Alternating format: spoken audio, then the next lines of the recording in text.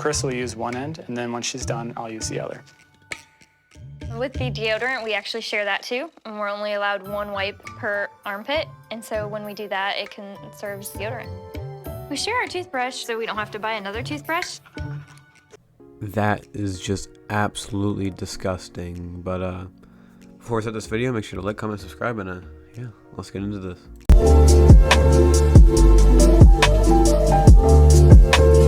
We're so cheap that we share our tooth floss. There you go. Well, this couple, they're certainly something. I don't know the word or words to describe them. I don't think I can use words to describe them, but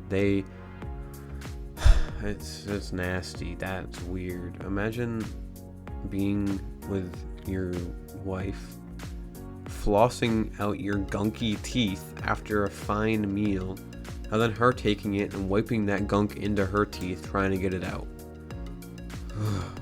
I think that's quite gross, actually. I think it's floss. It's probably 99 cents.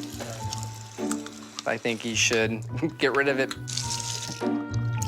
For Rick and Carissa, the bathroom cost-cutting is a team effort. Told you have to pay me for those. But in the kitchen, it's a battle for dominance. Each week, we have a weekly budget of $25 for our groceries. Well, the household grocery budget goes towards everything that we share. We actually share the milk. But sometimes he likes to eat more of certain things, so then we have to buy him his own, and he's responsible for those charges. We actually label our eggs. There's 6 of them, 6 for K, for Carissa, and 6 R's for Rick. There's been a couple of times where the person who's bought the eggs, especially Carissa, the eggs were cracked, and she didn't double check them before she purchased them. So that actually comes out of her eggs. Bruh, Rick throwing some serious shade at her right now, bro. Somebody, not gonna name names, but it is her, buys eggs that are cracked, and that comes out of her eggs because I am Rick. I am the champion cheapskate. Okay? You can't fight me. I am the king, and she is but a peasant cracking my eggs. No, get out of here. Get out of my sight. We are really competitive when it comes to being cheap. This is where I keep all my snacks. She hides the key from me, so I can never actually get in there. Always on my person. You spend a lot of money and time and research getting a snack at a good deal. So when he eats them, that's like taking money out of my wallet. So I have to protect my snacks. This way they last longer, and it's a security system for my treats. Peace.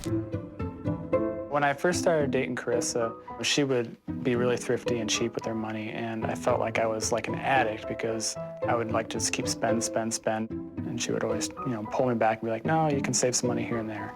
When I overcame, spending, it was really exciting. It was eye-opening, kind of like a religious experience for me, like switching over from the dark side to the bright, good side.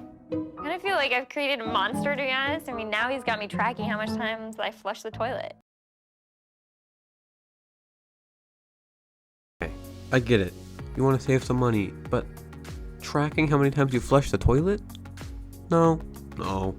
That's just like too far. That's like you're gonna have a sum of $2 trillion in your bank account and only spend $5 of it on groceries and stuff like that. Date night at the parents means calculating utility usage. Do you have the percentages on the gas?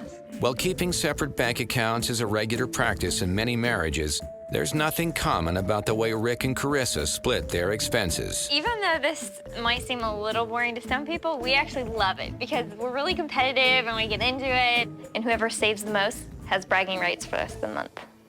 The electric log works, showing us who used the electric when, and our bedtime is 10 o'clock, so whoever stays up beyond that point or gets up earlier than 6 o'clock has to log on here. I like to keep track of our flushing because that attributes to our actual cost of our water bill each month. Well, every time we flush a toilet, we have to put a tally mark. Whoever flushes the toilet more owes extra on the electric and the water bill.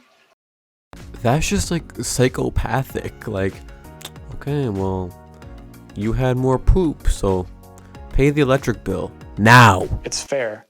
If one person's using more than the other, then that person should pay. So we're gonna divvy it up and see who owes what. It looks like I owe $20.07, but Rick only owes $18.59. Yes. The parents plan to save $1 on every major life event to come. A true cheapskate plans for every eventuality, including death. We decided to arrange our funeral now because that way we'll avoid all of the inflation. Statistically, men die before women, and I don't want Rick to die and me be stuck with a huge funeral bill. I can get it now at half the cost. Why is she worried about the cost more than her husband dying? That seems ridiculous.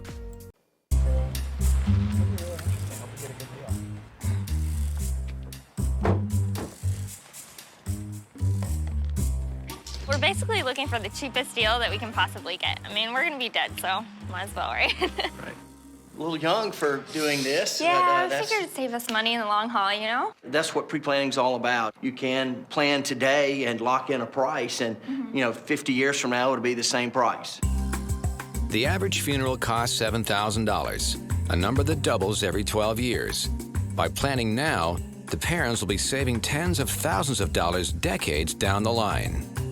Chris and Rick, this is the area that if you want to be cheap, these are our cheapest caskets. So on these coffins, I was noticing like there's pillows and, I mean, what's this? I don't even know what that's called. How much would that reduce the price if we take out the lining and the pillow and, anything extra? Bruh. You're really just gonna bury your loved ones in just an empty casket? That's just disrespectful to them, honestly. But anyway, guys, that's gonna wrap up this video. If you guys liked it, make sure to like, comment, subscribe, and yeah, see you guys next time. Bye.